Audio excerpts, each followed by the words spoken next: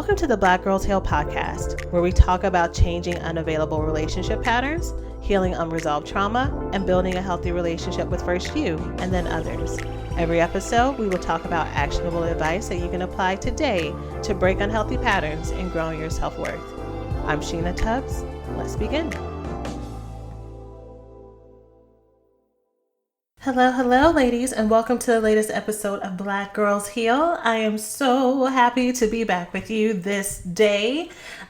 Today's episode is going to be really cool. I am going to be talking about when living in your head soothes you. So all things fantasy and how us just being stuck in our minds has been a really fancy coping mechanism.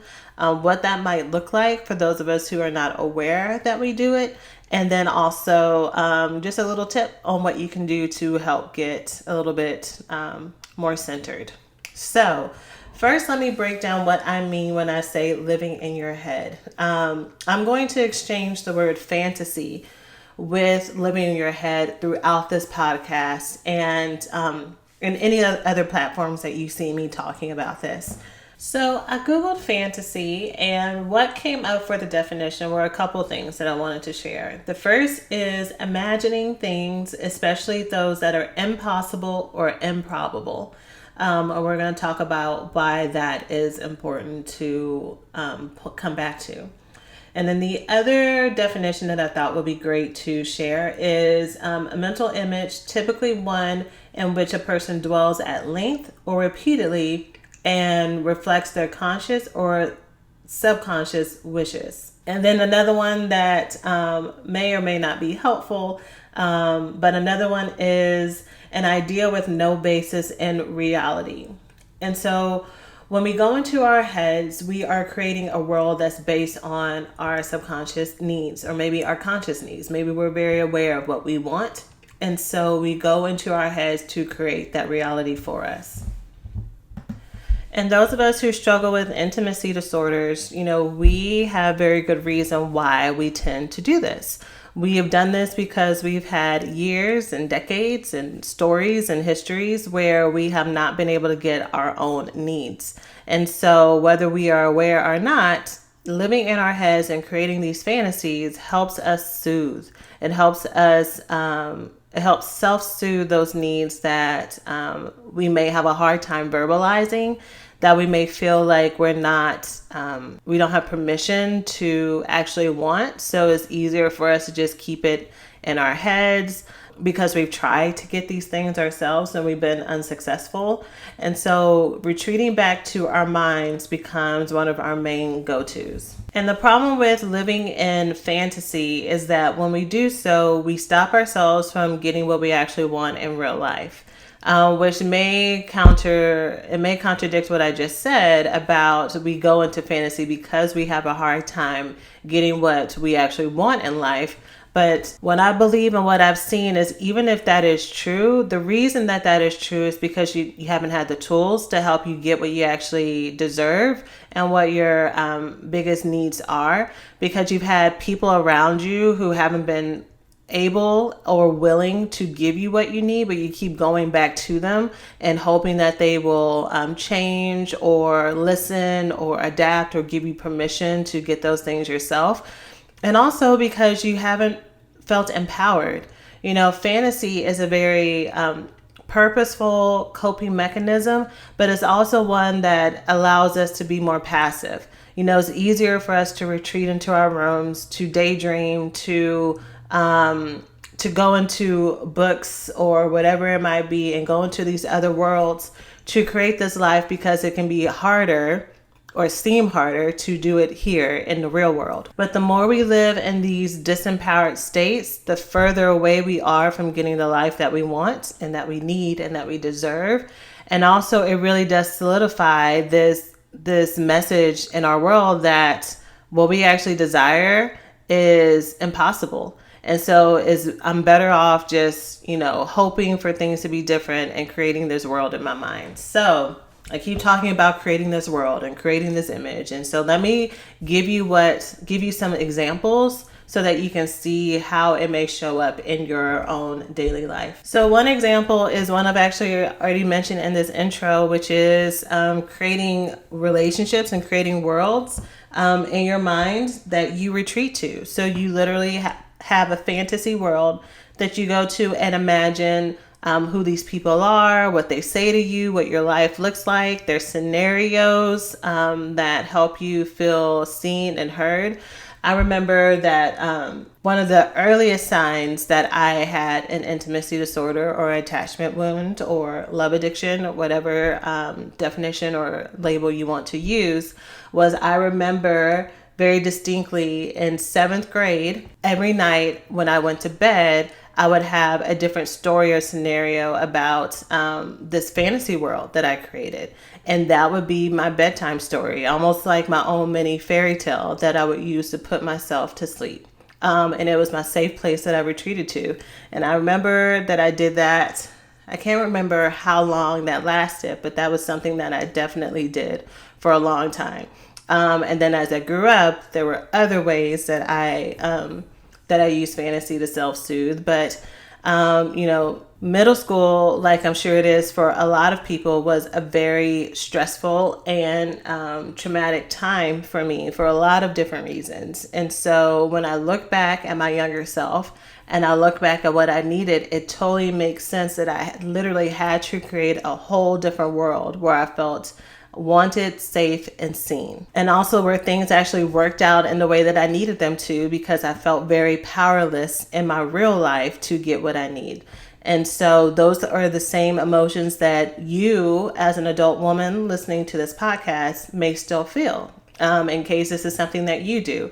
That you feel very powerless to change your life. And so you go into fantasies of maybe romantic relationships, or even fantasies about what may be going on in your family. So one day a parent or caregiver will change, or one day a sibling or a cousin will become sober, or one day everyone will realize what you've done for them and then come back and tell you thank you and be really grateful and apologize for the ways that they have looked over you. Fantasy can look in so many different ways, but it's all based on what your subconscious needs are. It could also be the way that it looks. It could be financially based. It could be that you win the lottery. It could be that you get a letter in the mail that your student loans have been forgiven. It could be, at work that you are praised or given this promotion over everyone, over the person who is your office nemesis. Again, fantasy is personal to you. So fantasy is personal to you, but is done for the same mechanisms of self-soothing, of safety, and emotional and mental and physical needs, and even spiritual needs that you may not be getting at this time. So that is the first way that you may be living in your head. The second way that you may be living in your head is any statements that may start with, I will be happy when fill in the blank, with this kind of future time that everything comes to pass. It comes to fruition. So what's different about this one than the one before is that is an active world that you go to imagine, that you live in, that you there's characters, there's maybe even anniversaries, there's real memories that you have according to these fantasies. I know some people who have had their fantasy worlds for years, and they literally have, well, on this date is such and such's birthday, or this is what they look like, and this is where they work. And again, these are people and places and things that are not real. So that's the first one. The second one is different because this is where you are actively living in your world, but you're waiting for your world to change. And so you have this fantasy that may look like hope, that something that you want to come to pass will happen, and you are waiting for the day for it to occur. And the reason why this may be fantasy versus manifestation, or something that is more positive, something that is more motivational or inspirational, because we talk about what we want to have in our lives, we have to be it energetically, or we need to have faith, whatever your perspective or wording around it is. The reason that this is actually unhealthy in its fantasy is because you are waiting on things and on situations to change, that there are facts that this will not come to pass. So the classic example that we talk about often in the podcast, and that I talk about elsewhere, is if you're in a relationship with someone who's unavailable. They have shown that they are not capable, that they are not willing to change, and you still keep going back to the well. You still keep bringing up, well, let's do couples counseling, or let's do whenever they're done with this project at work, then they'll be more calm, then they'll be more happy. And you're constantly telling yourself that the situation will change. And when it changes, then you'll finally be able to be happy. But with this, you're giving your power away. You're allowing yourself to stay stuck in a situation that will not come to pass. And you're giving your power away to this one day that may or may not come to pass. And until that day happens, you are just indebted to be miserable and sad and depressed and disappointed. But when this day comes, then everything will change and the miracle will occur. And here's the truth about it. The truth is, however you feel today is how you will feel when that day comes. Because the only person that is in control of your happiness and of your mindset and of your growth is you. You can be in a deplorable situation. You could be out of money. You could be out of work. You could be in a fight with your best friend. You could have someone who you love really pass away. You can have all these negative things happen in your life. But if you have a healthy growth mindset and perspective and the tools and the mechanisms to help you stay grounded in, one, who you are, and two, that goodness is abundant and around you, to go to a place of gratitude, it doesn't matter what is happening around you. It won't matter what is happening around you, because your happiness and your joy and your contentment will come from the inside. And so whenever we have these thoughts of, I will be happy when insert whatever it may be, you are delaying your joy, and also you are actually pushing away what you actually want to happen, because it immobilizes you, because you're waiting for God, for the universe to bring you this thing, when what may need to be happening is that you need to be putting down the actions to get closer to that. That maybe is your perspective that's keeping you stuck, where you're only seeing the negativity, where you're only seeing the downfall. Again, you're not living in gratitude. And so that is stopping you from getting the relief and the contentment and joy that you are hoping to have. I hope that makes sense. Third way that people live in fantasy that may or may not fit actually very well in this category, but I'm going to put it here because I wrote it down and I think it's important to share, is on the other side of the spectrum of the I'll be happy when fill in the blank, which is a very passive and immobilizing mentality that just keeps you stuck and waiting for, your angel to arrive to give you what you need. On the other end of that is I will be happy when insert thing happens, and you start planning how to make it happen. And you become very obsessed with getting everything ready for this change that's going to happen, but then you don't actually implement the change. So what this would look like is you have problems with your friendships, and you just see that, there's a lot of people that are around you that are not good for you, that may drain you, that may be unhealthy. So you read all these books on friendships, and you read blog articles, and you watch videos on YouTube, and you do all this research, and you start to kind of, get this image of what you want a friend to be, and you have it like very actively in your head.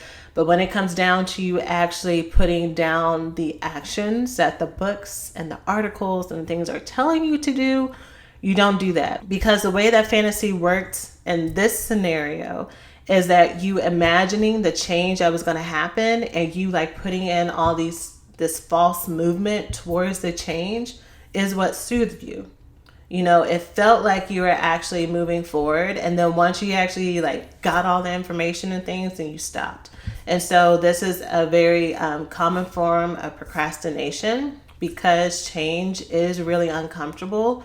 Because on the other side of you putting these things into action is the possibility of fear and failure. So that is what fantasy actually protects us from, y'all. It protects us from more disappointment. I'm not going to be disappointed if I live in this fantasy world in my head. I'm not going to be rejected if I create this scenario for relationships or for friendships, or what I would say to my dad if I had the opportunity to say to him instead of actually calling him on the phone and doing it. But I can plan it and I can write these letters and I can like be prepared for the day that's going to happen, but I don't do it. That stops me from having to be abandoned once again, or that stops me from being shamed or embarrassed. And so fantasy is a very like, it's like a warm blanket. It feels so good. And it can be a hard habit to stop. And hopefully by me identifying some of these scenarios for you, you're able to notice what it looks like in your daily life. Also really important that I didn't say, but I'm just going to just point out and kind of backtrack a little bit, is our fantasies around crushes, around people that we fantasize that we want to be with. So when I talk to people who are love addicts, there are those of us who are very active, like we're actively in relationships. We are constantly searching. We are constantly like trying and engaging and breaking up and all that stuff. And then there are some of us who are love addicts. However, we don't really have a lot of relationships, if any relationships at all. And it's all in our head. And so we see people from afar and we create these scenarios. I keep trying to think of a different word. But we create these scenarios of where like they will look at us across the room and then they will notice that we are the ones that they have been hoping and waiting for. Well, imagine that he will leave his wife for us. Or that she will leave her partner or her wife for us. And the reason I bring that up is because that is also something that is very comforting for us. When you're very lonely, going to these places where you are seen and desired and even worshiped sometimes is very enticing. But it also just reinforces this pattern of us looking and desiring situations, people, and things that are unavailable to us. Right? So instead of us making active steps to pursue someone who is healthy, or us being healthy ourselves, we can plan what it would be like if we were healthy or when we have the relationship and just live there for a while instead of actually doing it. I think I touched something on my microphone, so I'm sorry if I'm quieter now. So with all of that said, let me tell you something that I share with my Thrive students that helps them kind of get grounded out of fantasy. And for those of you who don't know, Learn to Thrive is the signature program that we have for Black Girls Heal that helps women heal their attachment wounds, unlearn their intimacy disorders, build healthy relationships, start to love themselves, feel enough, and as a result, they do get their goals and their desires met. And if you're interested in that, you can go to learntothrivecourse.com and join the waitlist. But this is definitely some of the stuff that I talk about in our course and that I coach our students on. And so one thing that I talk about often is being grounded. So where fantasy takes us off into the clouds, takes us into this other world that doesn't exist. The solution for that is for us to come back down to earth and be grounded in reality. And so what that would look like is every time you go off into fantasy, for you to just say, okay, what is actually real? And remind you of that.